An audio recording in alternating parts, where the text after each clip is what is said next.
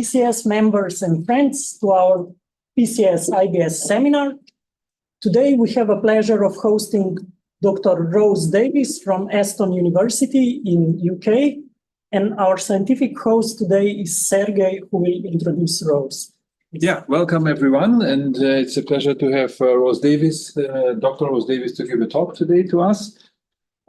She did her Master of Science at the University of Birmingham.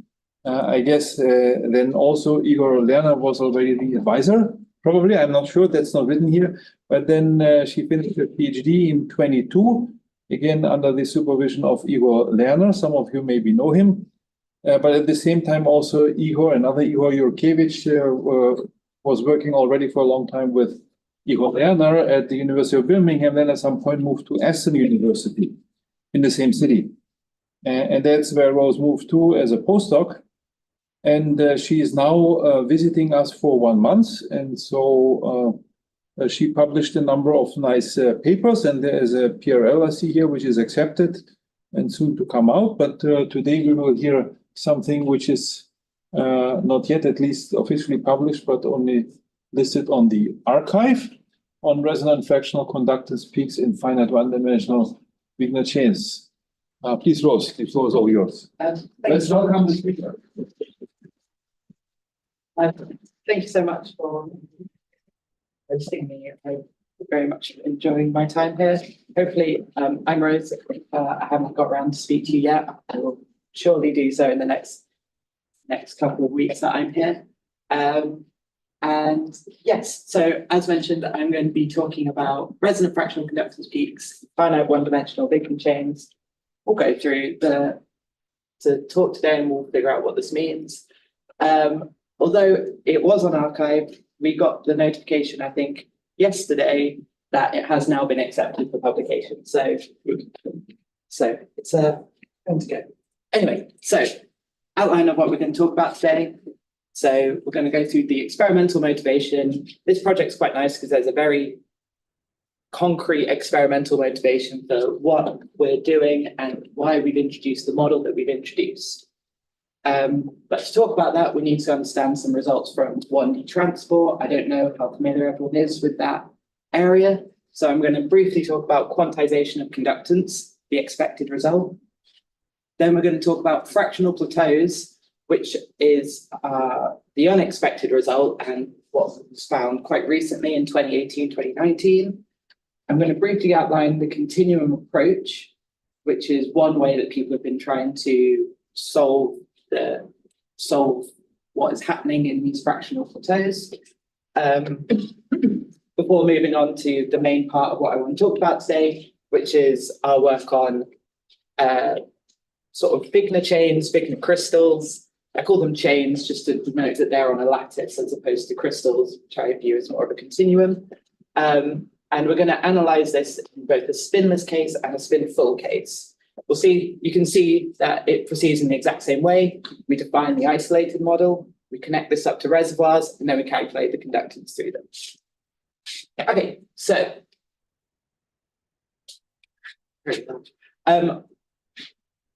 with 1D conductance, there is sort of one prototypical experiment that people do on it, and it's using what's known as a quantum point contact.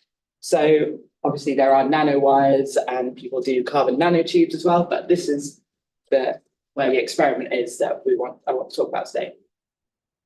So create a 2D electron gas. I'm sure everyone's familiar with this. Gallium arsenide, aluminium gallium arsenide stuck together. Experimentally, it's a lot more difficult than that.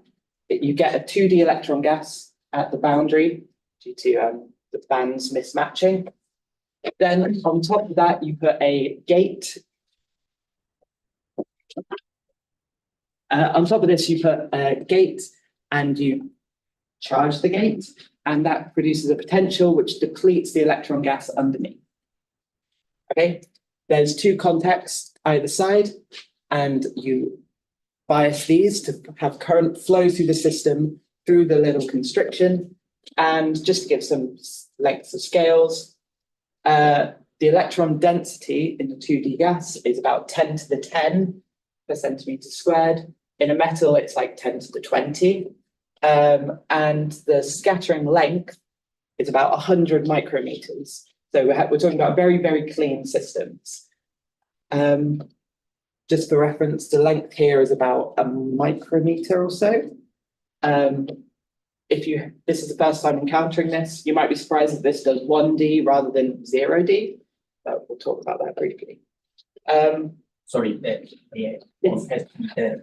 In your case, the scattering length is important or not? Whether you Not consider the clean system or Clean system, very, very clean system. very Yeah, so as I said, it's micrometers, the scattering length. So the likelihood of it actually scattering off anything is very small. And okay, thank you for the question. Yeah, feel free to interrupt at any point, not interrupt, ask questions. And the crucial result in this is the quantization of conductance.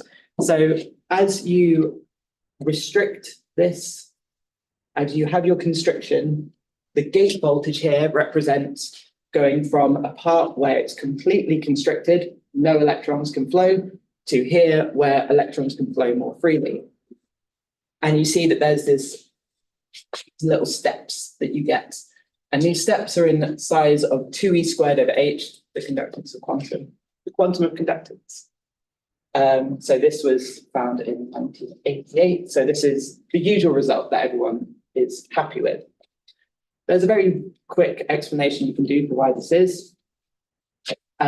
So if you assume that your current given by density times density of states times charge times velocity, and then you have current in, so coming from your left reservoir traveling right, minus current in the opposite direction coming from your right reservoir. Due to the 1D density of states being inversely proportional, these just cancel out and you get 2e squared over h. Very easy result to see when written like this. And the next question is, why are there steps? And the steps are due to the transverse quantization causing different energy modes. And as you relax the constriction, the difference in energy between the modes will decrease to such a point where the energy from the left reservoir it can now contribute to the current, and it will contribute the exact same amount. So you get these steps as the quantization is. And the reason why this quite simple argument works was given by Glassman et al. In 1958, so a couple of years afterwards. But this was surprising when this first happened, because they weren't expecting this. So what is the effect of 2 here come from? 2 comes from assuming spinful ones in the density of states there. If you assume a spinless one, it becomes 1. So you have to loading the liquid with 2 spin. Let's look with 2 spins. Yeah, Yes. 1D. Yeah, we need to assume 2 channels in this case. And so this was when Landauer formalism started becoming relevant and started to be applied. So 2 channels per channel or per mode, so to say, you could say, yeah, that's because when you're using 2. If you have spin full, then you have, so to say, 2 channels per mode, which we see here. Is that? Yes, no, it's 2 channels, just 2 channels, 2 I mean, species. you have one transverse mode here, but each transverse mode it's the same for spin up and spin down, right? So Yes. that's why the factor. That's why that's the factor. Okay. Yes, bin degenerate case. So the next part is that over the decades, people got better at fabricating these devices, which led to a decrease in the density that you can get. And this leads to finer resolution on. So basically, the fabrication technique has allowed even better investigation into this problem.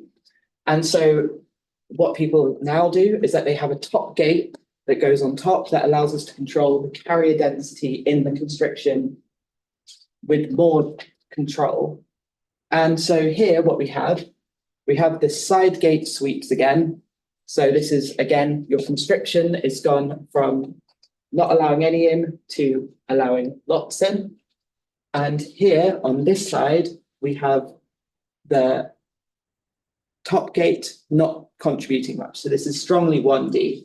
And you can see you have these plateaus, and they're a couple 0.1 volt. It's quite hard to see. It's very lots of waves. But But I don't understand. So what are the different curves again? So the different curves correspond to changing the top gate. So you're relaxing confinement.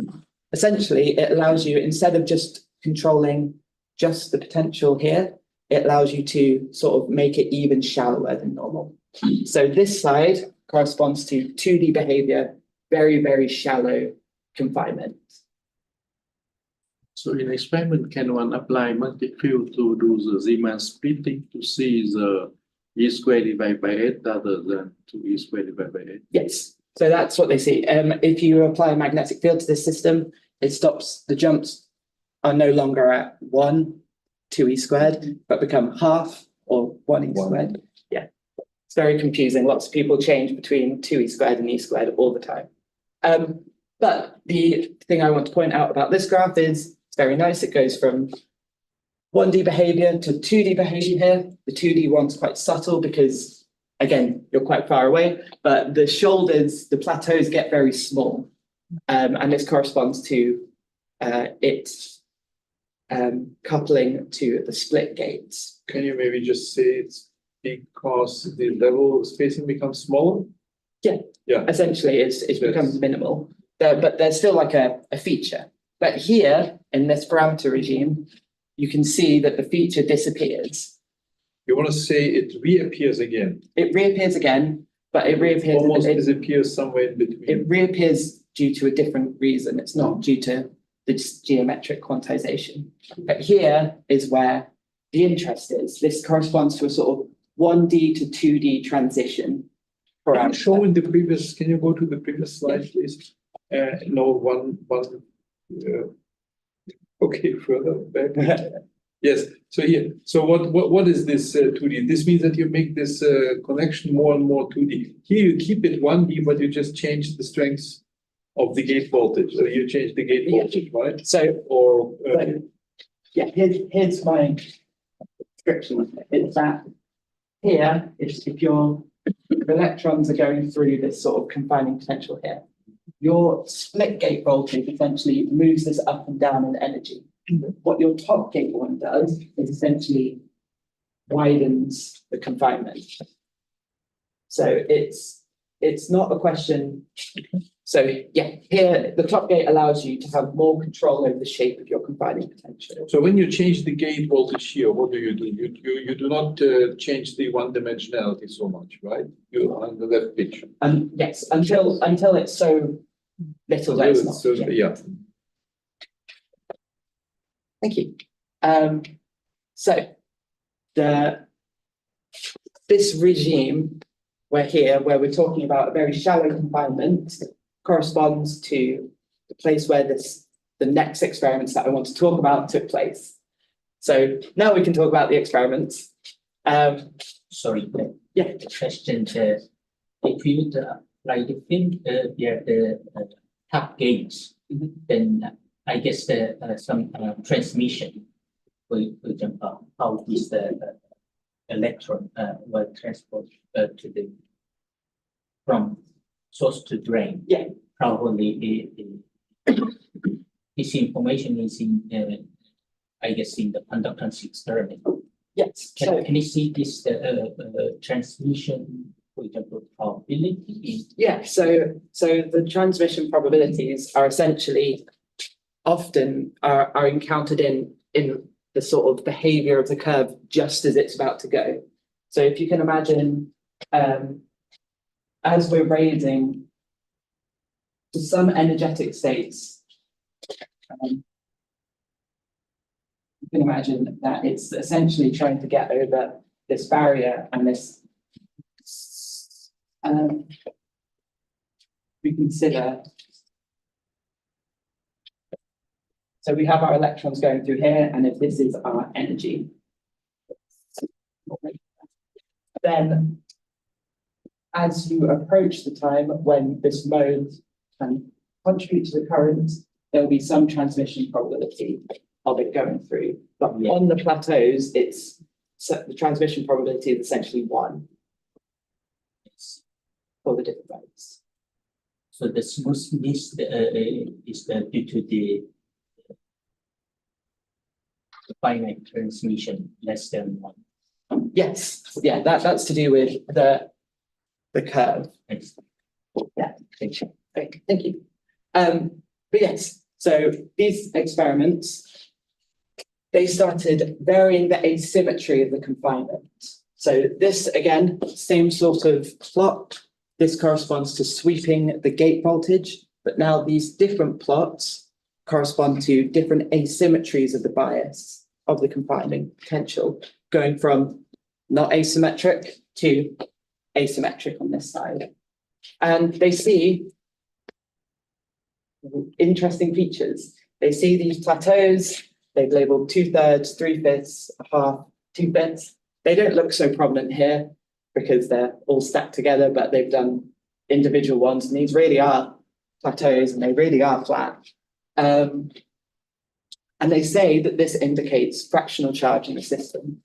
They say fractional charge due to how they measure what, for example, it does when you increase source drain bias and other such features.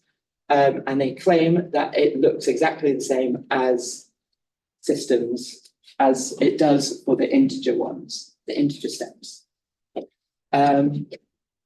One thing to note is, if you've heard of this before, this is the 0.7 anomaly that lots of people have talked about over the past 20 years.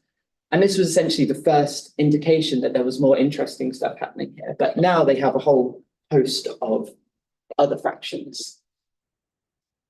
Okay, so how have people been trying to analyze this problem? We're talking about very low densities in here. So low densities, we have interactions, and we really have to be. And so people have been using Luttinger liquids to describe what's happening between the wires. So you describe a generic interacting 1D system with a Luttinger liquid.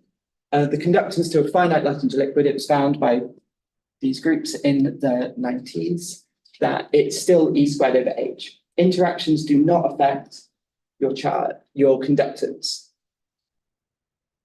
So what people do and have done is that they consider multiple Luttinger liquids that have an interesting backscattering. So here we have a backscattering where n electrons travel one way and 2 electrons backscatter the other way, such that it conserves momentum, and you can get out a fractional conductance. So this was done by citations on the next slide, Oregon Shabit, and they get very good agreements with experiments. This looks absolutely fantastic. But the issue is that they only get 2/5. That's the only fraction that they can get through this method. And if you've seen talks by Igor Yerkovich and Viktor Kagarowski, then you would have seen that to achieve an even denominator fraction, you have to have more species of electrons. You have to have at least 3 different types of electrons coming into your system, or 5 channels. It's 5 wire interactions. However, the point is to say, yeah. I'm sorry, a stupid question. Why people are talking about different fractions? Because from experiment, it looks like it's some continuous function of the gate voltage. So in principle, I would expect that you can get a lot of different rational numbers. Yeah. So how they separate these to 5 or some other? yeah, so what they say, and again, it's that they really look for the flattest ones. So ones that don't have as much, not sure why that one's in blue, but ones that don't have dips and features. And as you rightly pointed out, these fractions may not be perfectly 2/5. This is not the quantum Hall effect, where these are perfectly quantized. I think the quantization of them is maybe 1%, that sort of region. So that's nowhere near fine enough to really say that this is 2/5. But they claim that this is good enough that we'll call it 2/5. So what you say is that if you just, from all this zoo of curves, you find those where you find the truly horizontal inflection points, then those seem to sit at some kind of Yes. ratios of integers, so to like to give. Yes. Exactly that. Okay, so this multi-channel stuff I'm currently working on as well, with Igor Yakovich and Victor Kazalowski. And however, it is limited in what fractions you can get without having to introduce even more into the system. So in this case, it's a non-interacting system, right? This is interacting, Interacting. strongly interacting. So And- what is N1 and N2? Sorry, yeah. N1 and N2 are related to the number of backscattering. So the way that they get this result is by tuning Fermi levels of these two distributions such that this condition is satisfied, so that momentum is conserved. So one backscattering over in one direction is compensated by 3 scattering in the other direction. So that's what this N1 and N2 are. They correspond to your number of scatterings. And this is why you can't get every fraction out, because these are restricted to be integers. This is the channel for different speed. Yeah, they say it in general, it could be any 2 species of electrons, but it's spin. But here's the spin. Right? But we'll And say N1 spin. and N2 could take any integer values? Any integer values. And still you say you get only what out of this? It looks like you could get many interesting things. And what's the claim you finally get? 2/5 is the main one.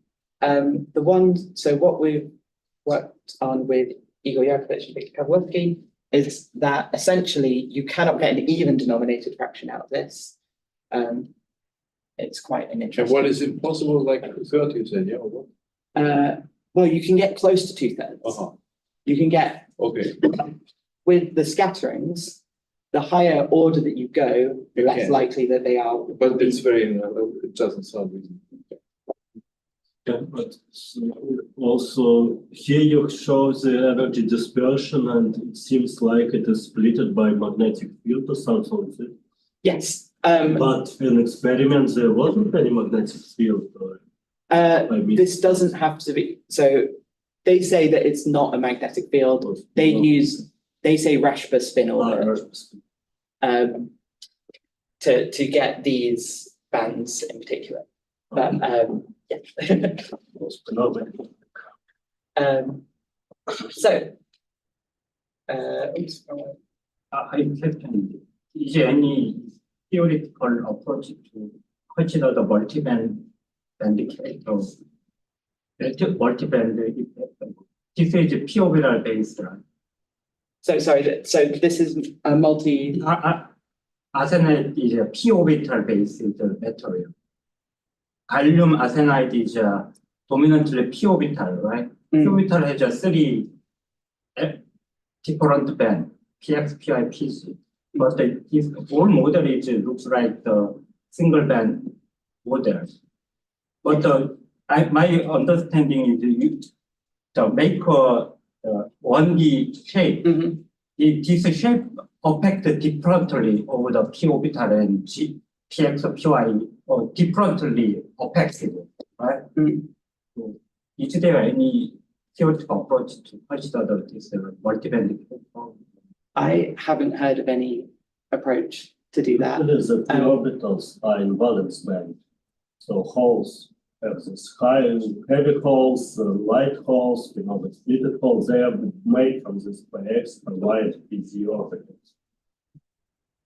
So the valence band, when they have this conductance. My point is, in the p orbital case, the system become a 3D to 2D, and the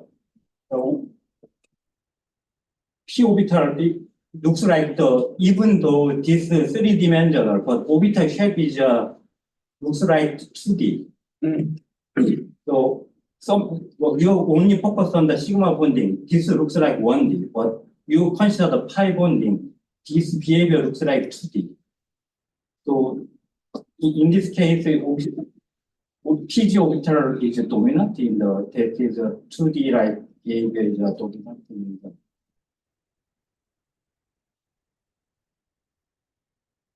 In value as man, the conductive band only one, right? Yeah. They've done similar experiments for a whole gas, and I can't remember what material that was in. But I'm unfortunately I don't know the effect of the orbital shape on this. So if the thing is much smaller than one billion, you can photograph it. Yeah, sorry, this is millikelvin temperatures as well. Thank you for your question. So as a guide into what we're going to do next and what the talk's actually about, the experimentalists say that this regime that I was on about, this 1D to 2D transition, is accompanied by a zigzag Wigner crystal. So this is go from having Wigner crystal here to one that zigzags as the confinement is relaxed. And they claim to show this by focusing experiments. So, but this is going to be our sort of jumping off point, and this is going to be why we're going to introduce the model that we'll introduce. Because what we know is that discrete clean 1D materials with strong electron-electron interactions can support fractionally charged excitations, or solitons. So we're basically going to use the generalized Wigner lattice that was introduced by Hubbard in 78, and Goldstone and Bilczek showed that there was solitons. People probably are much more familiar with the SSH model, but I think these are first. And so this is why we're going to introduce this model.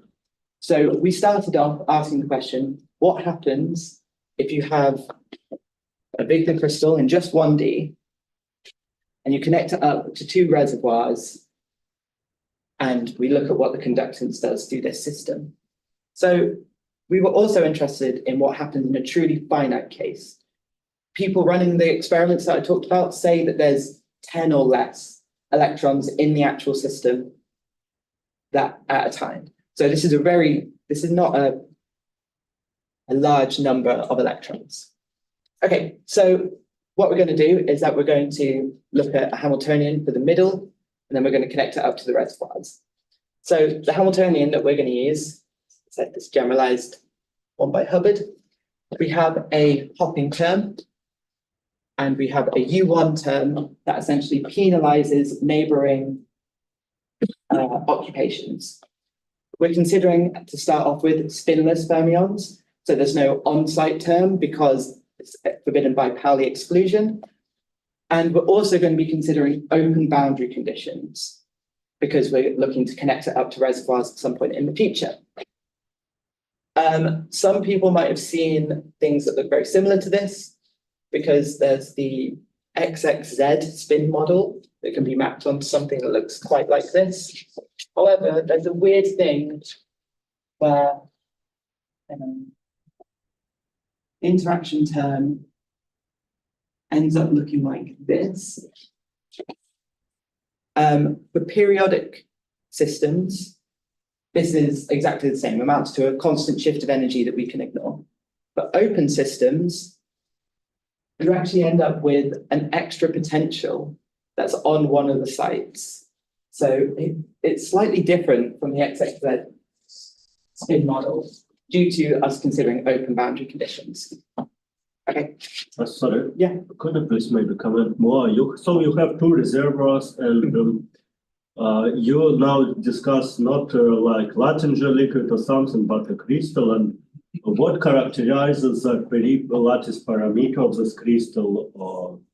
Yeah. So at the moment, we're just introducing this model, being like, let's wonder what happens. If you want a justification for why, we could say something about commensurate, incommensurate charge density wave causing a super lattice.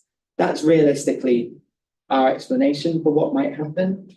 But at this moment, we're basically saying, let's investigate what would happen on a finite system, but essentially it's incommensurate charge density wave over the lattice is what we're going to assume causes this superlattice. Okay, thank you. We're going to also consider the U1 goes to infinity limit because I'm a theorist and we need to make things tractable. Okay, we're considering an isolated system. Number of electrons is a good quantum number. So we're basically going to just solve this system in this projected subspace. We're going to take some limits later. So we're only going to worry about this q equals half and q equals minus half. It's easier to show you. The q equals half state is the frozen state. Occupied, unoccupied, occupied, unoccupied. And there are LS electrons on the chain. This is the only state in this subspace, so it's also an eigenstate of the system with zero energy. The q equals minus a half one. Well, it's going to be a configuration of all of these occupations of this chain. The eigenstates are just going to be some linear combination of this. And you can now see why there's that many states, because it's the sum of some integer numbers. Sorry, what about parity of your number? And here it's crucial analysis. From Yeah, the previous so- slide, you should have odd number of sites. Basically, you Yeah, should- basically, we are considering odd number of sites to make life easier. If we consider an even number of sites, you have to consider more solitons in the system and it gets harder to solve. That's what I'm doing currently. If you want to have a look in the Blackboard, you'll see the calculations. We expect that it should hold though. So what we're going to do is that we're going to label all of these with a soliton location. So solitons in this system are two empty sites that are next to each other. And every configuration can be labeled by the position of two of these solitons. So this configuration, see, empty dimer here, empty dimer here. Of this configuration, we have 3 in a row. That's just 2 empty dimers. Another way to see this is by phase shifts, which I think most people are probably more familiar with. When we consider for our q equals a half, it's just going to be an alternating occupied, unoccupied. For q equals minus a half, there's this weird phase shift that can go in that's either 0 or pi. If you look at What means Q? Q is filling. it's just a filling. Yeah, why so? How can it be negative? What do you mean by? Sorry, it was defined around half filling. But so the Q1 half which you showed. So this half filling which you showed before means Q equals 0 or what? Yes, that's it. Oh. I think it might just be a holdover from when we were doing the calculations. It's probably not the most intuitive way to label it, but yes, the important thing is that we have domain walls in our phase of occupation. So this is solitons, right? And this is like the SSH model of occupied, unoccupied, occupied, going in with a region of the alternating of one. Okay, so what this means is that every single chain, every single occupation configuration can be labeled with 2 indices. And when we consider the action of what the hopping does, a single hop of an electron corresponds to a hop on the soliton. And because we're considering this projected subspace, the hop of this electron to there is forbidden. Of course, of large U or what? Yes, very much. So it's quite nice because the projected Hamiltonian essentially becomes this. So RL, where our indices, like where the soliton is, it's just the Hamiltonian simply hops one of the indices forward or backwards, but with the restriction on our indices that L has to be less than or equal to R. Yeah. Sorry, so there are only 2 solitons? Yes, in our system, because we considered the yeah, the filling fractions we considered completely frozen, and then we took one electron out. Corresponds to 2 solitons. Is how I like to visualize this problem. Essentially, these are all the states, and this is how they're all connected by a bond. But this gives us an indication of how to solve the problem. Essentially, it's a 2D square lattice, just hopping on a 2D square lattice, with the restriction that the diagonals are always 0. So this is how we can find the this is how we can find the eigenstates of the problem. We consider the Hamiltonian of just this, essentially double it, and then anti-symmetrize the 2D electron. 2D square lattice. I'm again lost. Can you show again this 2 soliton picture in your one of these? Yes. So to me, this looks like so the soliton is sitting there in the middle, right? The only thing this thing do is so when we say 2, sorry, I guess I should have pointed that out. These sites here are our open boundary conditions. so they are not there, or we are.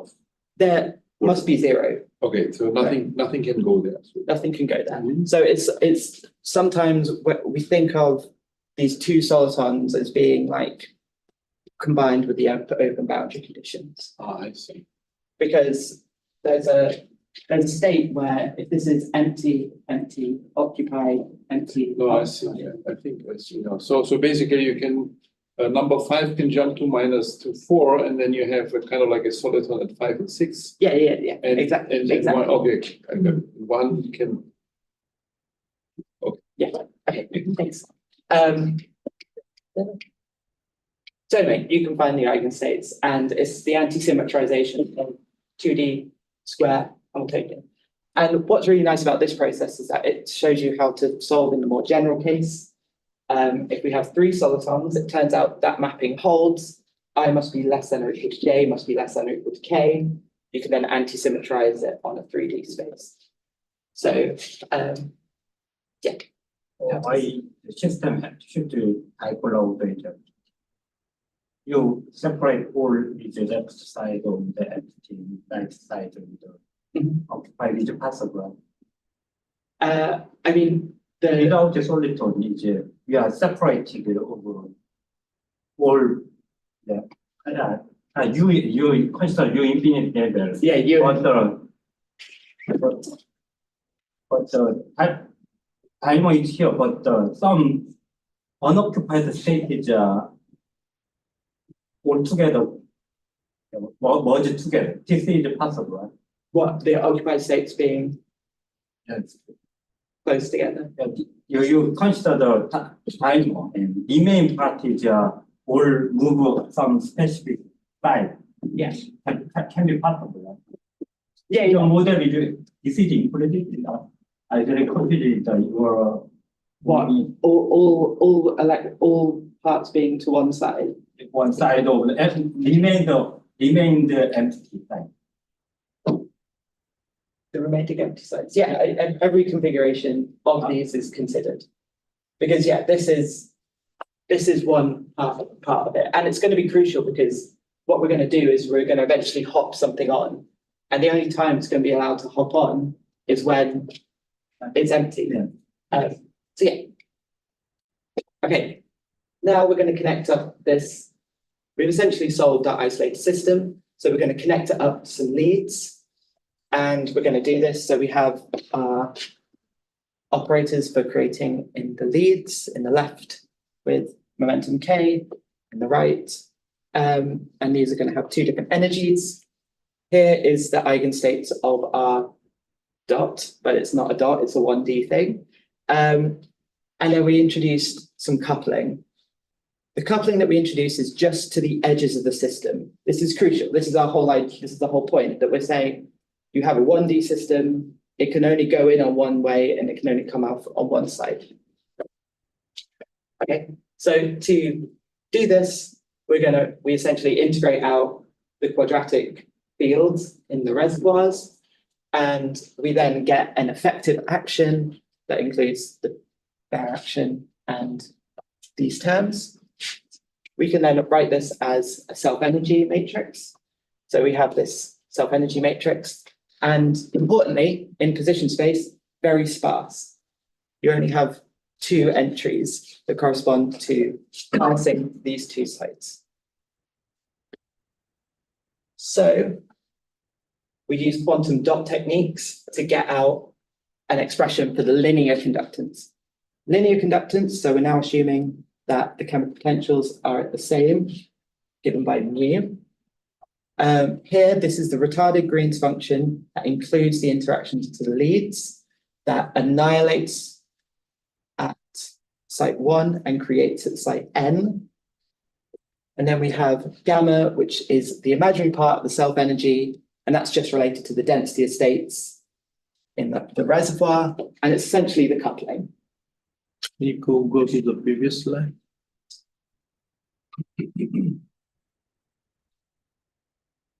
So the right hand side is the lead. This one. Yeah, this is the effect of the lead on the system.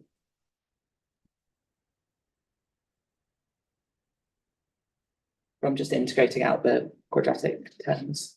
And so what is the phi here? I mean, Phi is the fields of the system. I changed from D because those are creation operators, but these are true fields in an action. But they are fields that describe what's happening in the system, and there's n of them, 1 for each site. so how we quantify this field phi? Oh, sorry. This is in the functional integral form, so it's not quantized. Even in functional, is it different way to do the second quantize? One is use part integral. So this thing is a field phi that need to be quantized. Well, when we do our averages, you average with the. I mean, what is the commutation direction of this field? I mean, these should just be regular. These are just fields. So is a user boson. No, so these should be fermionic fields. So what is the quantization of this thing? Like, what is the commutation direction of this field phi?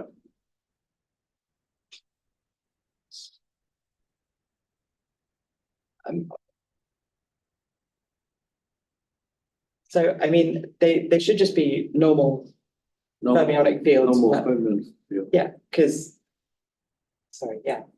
So isn't this just, you just prove the creation and annihilation operators in terms of coherence? Yes, that's exactly it. Yeah. So these are classical fields that I've written in terms of.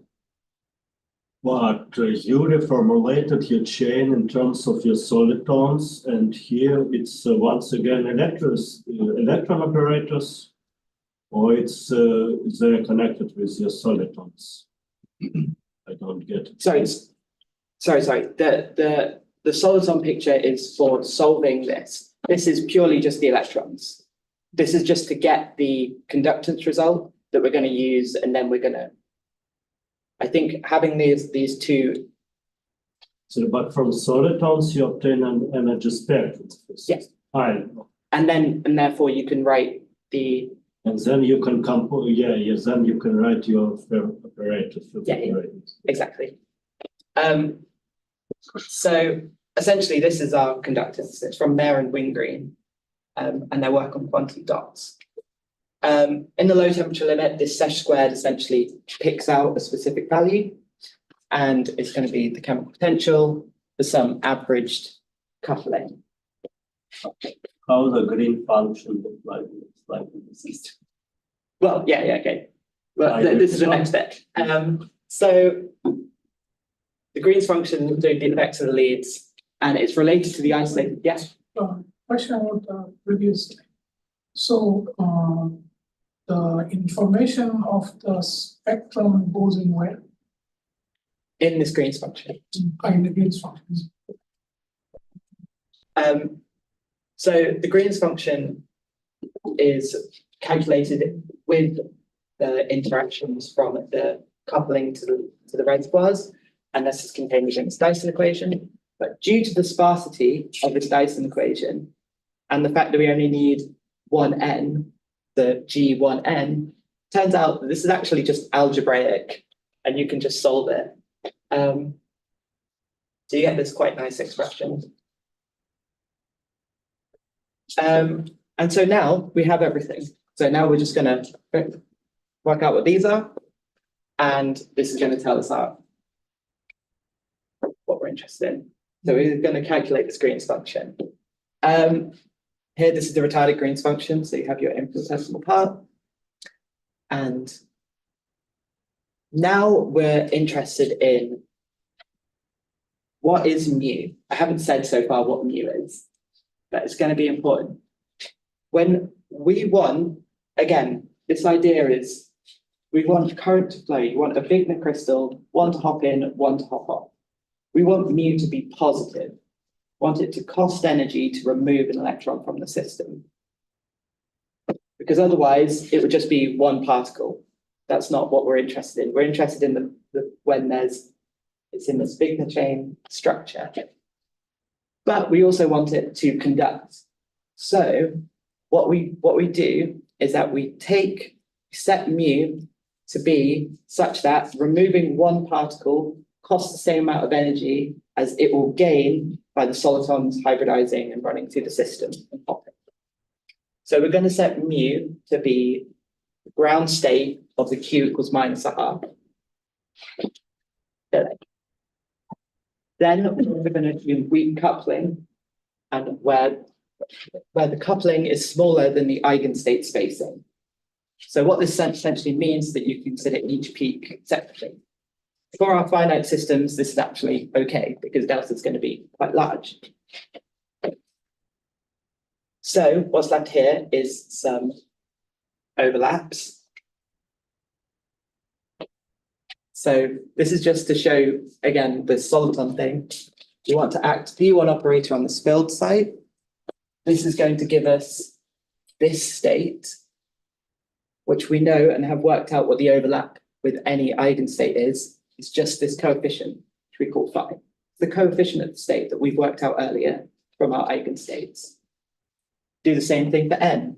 If you act n on a totally frozen state, it's simply going to annihilate the final electron. And this, we did our expansion in terms of these states, will have an overlap with this, given by this.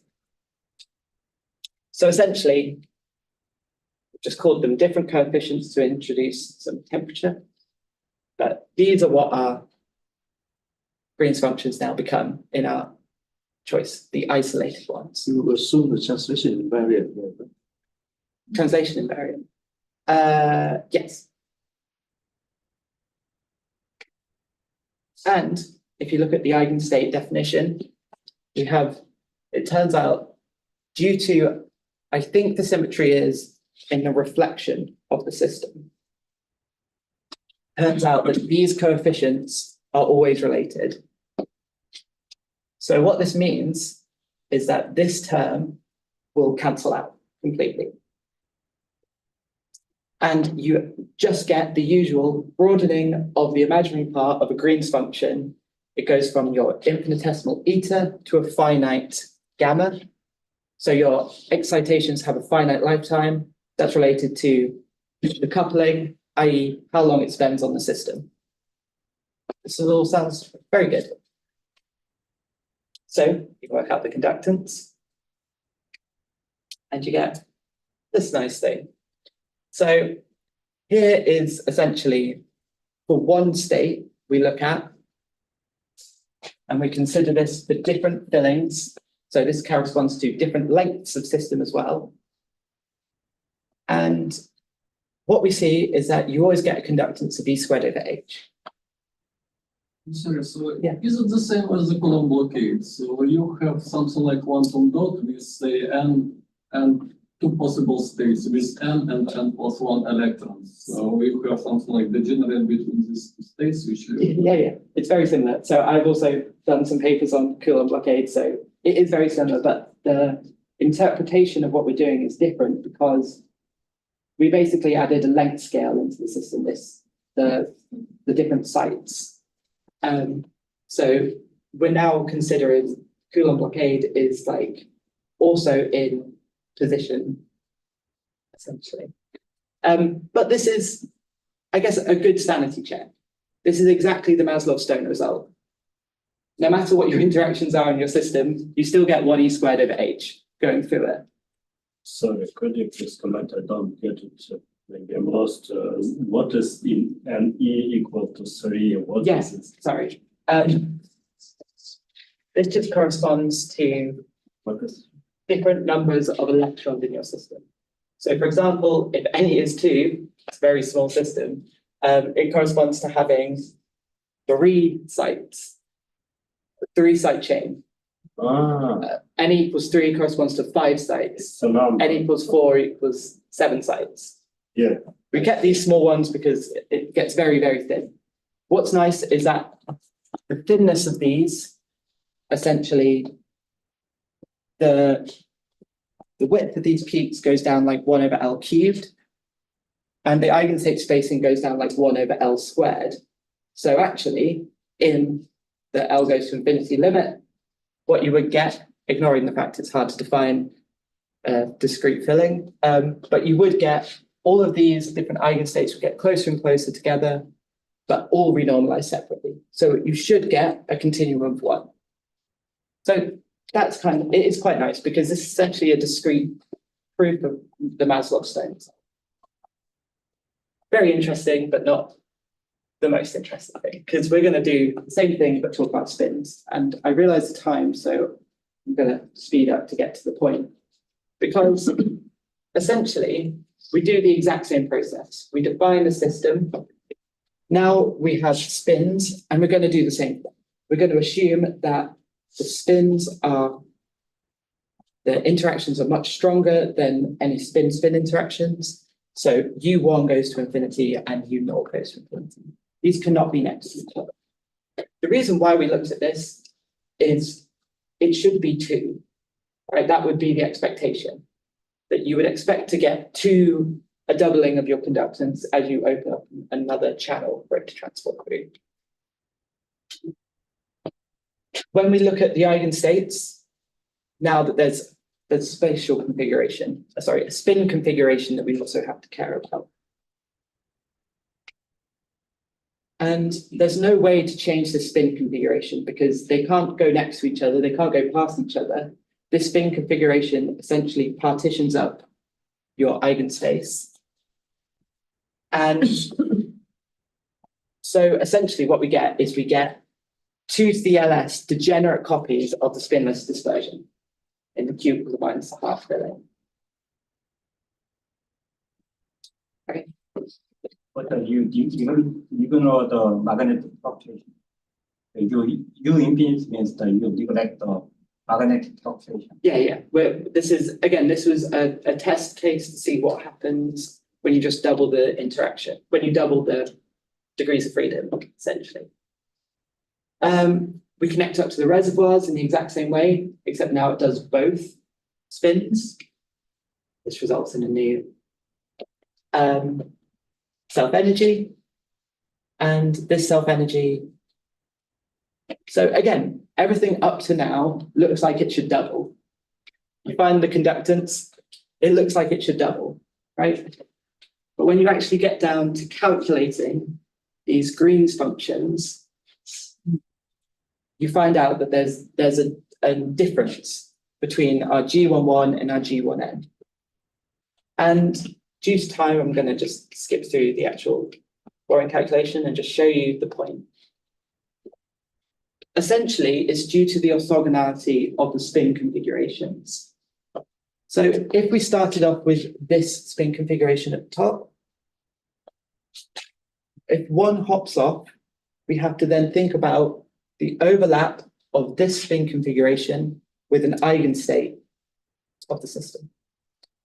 Right? So we can find that. We know what this is. But the only way to get another electron on is for this all to be moved down 1 and for another electron to hop on.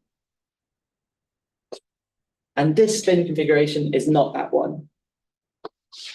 So essentially, you have to have the only way that you can have tunneling on and off the system to second order is to have a completely spin polarized chain. That's the only way that this can conduct, because of exactly this, that if your spins are different, when you calculate your Green's functions, which are traces, remember, so the beginning and end should be the same state, you get this. You get that the different spin configurations do not contribute, and only the spin polarized ones do. So, sorry, don't you have antiparamagnetic ordering in Wigner crystal?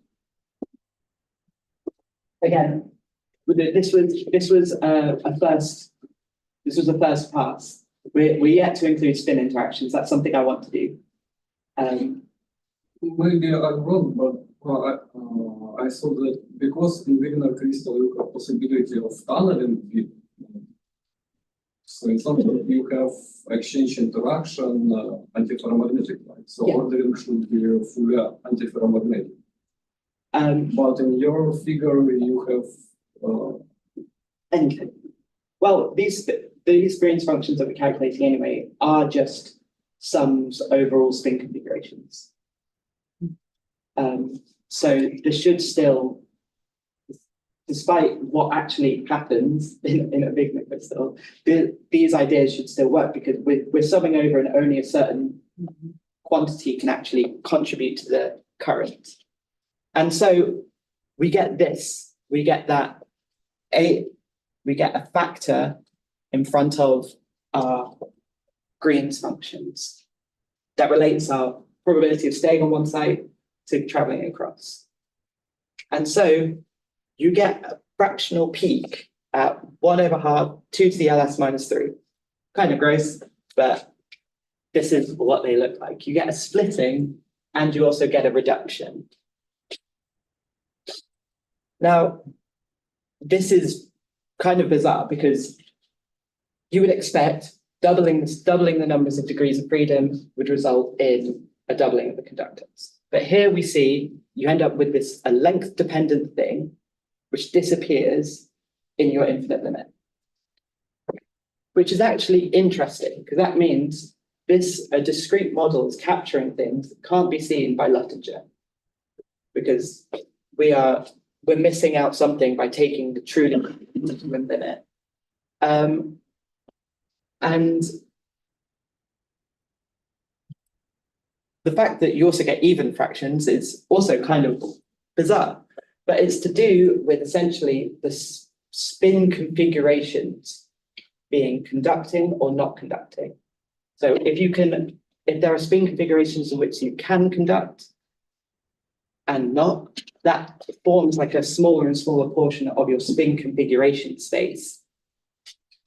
So essentially, this is our main result. And I think it's just a very bizarre thing that actually treating all of this in a very specific, finite sense gives rise to sort of unexpected behavior. But in this case, if you make your system like a thermodynamic limit, with no conductance. I mean, yeah, that's we don't want to take the algo into infinity limit. But in experiment, it not. Is it not? Yeah, in experiment, is it thermodynamic limit or you have... Well, I mean, this is the same sort of idea as in quantum dots, right? You still have resonant peaks. The idea of going to a thermodynamic limit, I think, of a continuum has to be answered by the further work, which is essentially, if you increase coupling to delta, what happens then? Because I completely agree with you. We can't get, well, as you see, we can't get a conductance sweep out of the system because you just have small little peaks. So the only way to get something interesting out is to start looking at some numerics where we consider delta and gamma as much more realistic than they are. We've only considered weak coupling at the moment. But the fact is that the Green's functions themselves still have an interesting feature that essentially blocks out spin configurations. And then in experiment, the way that you spin and transport with thermodynamic limit is that you put the U with not infinity. Yeah, that I said, there's this to sort of clarify that this was essentially the minimal model. I do not necessarily think that this is the answer to what is happening. I think what is surprising is the fact that such a simple model of just doubling can give rise to unexpected new behavior. And so what I really want to do, and what I'm starting to do here, is, as I said, add spin-spin interactions, and see what that does. Concentrate on the different numbers of solitons in the system and get some numerics for when we have non-infinite U and gamma proportional to D. I've done some short work on, thanks to your help, on